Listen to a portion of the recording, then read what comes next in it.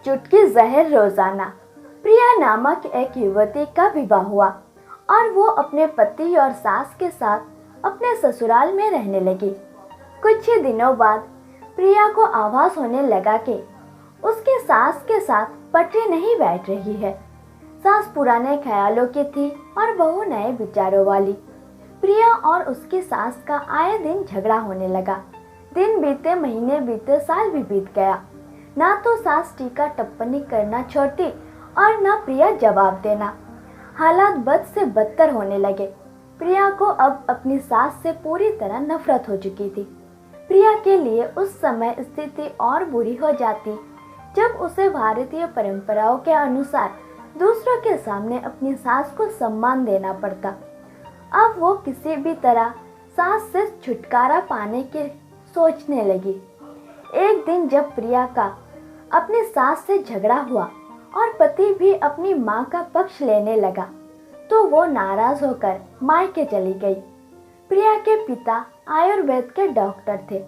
उसने रो रो कर अपनी व्यथा पिता को सुनाई और बोली, आप मुझे कोई जहरीली दवा दे दीजिए जो मैं जाकर उस बुढ़िया को पिला दूं, नहीं तो मैं अब ससुराल नहीं जाऊंगी।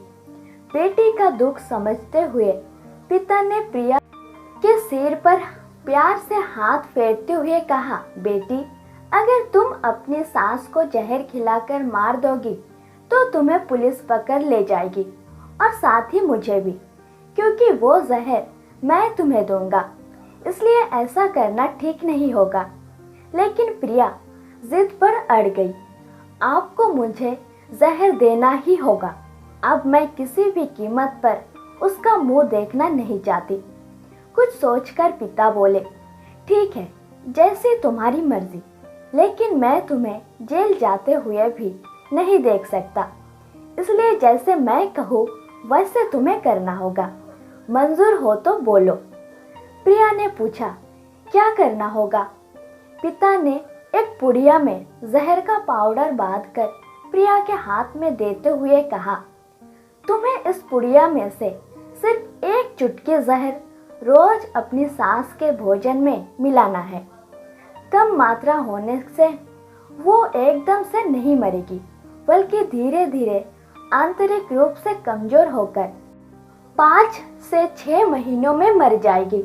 लोग समझेंगे कि वो स्वाभाविक मौत मर गई।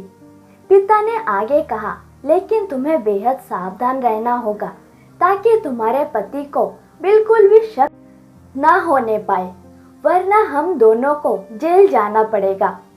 इसके लिए तुम आज के बाद अपने सास से बिल्कुल भी झगड़ा नहीं करोगे, बल्कि उसकी सेवा करोगी। यदि वो तुम पर कोई टीका टिप्पणी करती है तो तुम चुपचाप सुन लोगी, बिल्कुल भी प्रत्युत्तर नहीं दोगी। बोलो, कर पाओगी यह सब? प्रिया ने सोचा, 6 महीने की ही तो बात है, फिर तो छुटकारा मिल ही जाएगा। उसने पिता की बात मान ली और जहर की पुड़िया लेकर ससुराल चली गई। ससुराल आते ही अगले ही दिन से प्रिया ने सास के भोजन में एक चुटकी जहर रोजाना मिलाना शुरू कर दिया।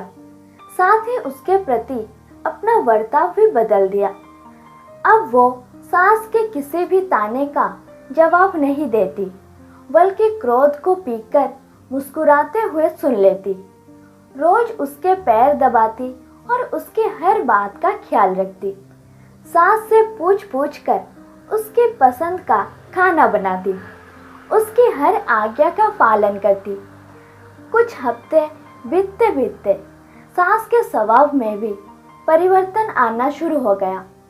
बहू की ओर से अपने तानों का प्रत्युत्तर ना पाकर उसके ताने अब कम हो चले थे, बल्कि कभी कभी बहू की सेवा के बदले आशीष भी देने लगी। धीरे धीरे 4 महीने बीत गए। प्रिया नियमित रूप से सास को रोज एक चुटकी जहर देती आ रही थी, किंतु उस घर का माहौल अब एकदम से बदल चुका था। सास बहू का झगड़ा पुरानी बात हो चुकी थी। पहले जो सास प्रिया को गालियां देते नहीं थकती थी, अब वही आस पड़ोस वालों के आगे प्रिया की तारीफों के पुल बांधने लगी थी। प्रिया को साथ बिठाकर खाना खिलाती और सोने से पहले भी जब तक प्रिया से चार प्यार भरी बातें ना कर ले उसे नींद नहीं आती थी। छठा महीना आते आते प्रिया को लगने लगा कि उसकी सास उसे बिल्कुल अपनी बेटी की तरह मानने लगी है। उसे भी अपनी सास में माँ की छवि नजर आने लगी थी। जब वो सोचती कि उसके दिए जहर से उसकी सास कुछ ही दिनों में मर जाएगी तो वो परेशान हो जाती थी। इसी में एक दिन वो अपने पिता के घर दोबारा पहुंची और बोली, पिताजी मुझे उस जहर के असर को खत्म करने की दवा दीजिए, क्योंकि अब मैं अपनी सास को मारना नहीं चाहती। वो बहुत अच्छी है और अब मैं उन्हें अपनी माँ की तरह चाहने लगी हूँ। पिता ठठाकर हंस पड़े और बोले, जहर? कैसा जहर? मैंने तो तुम्हें जहर के नाम पर हाजमे का चूर्ण दिया था।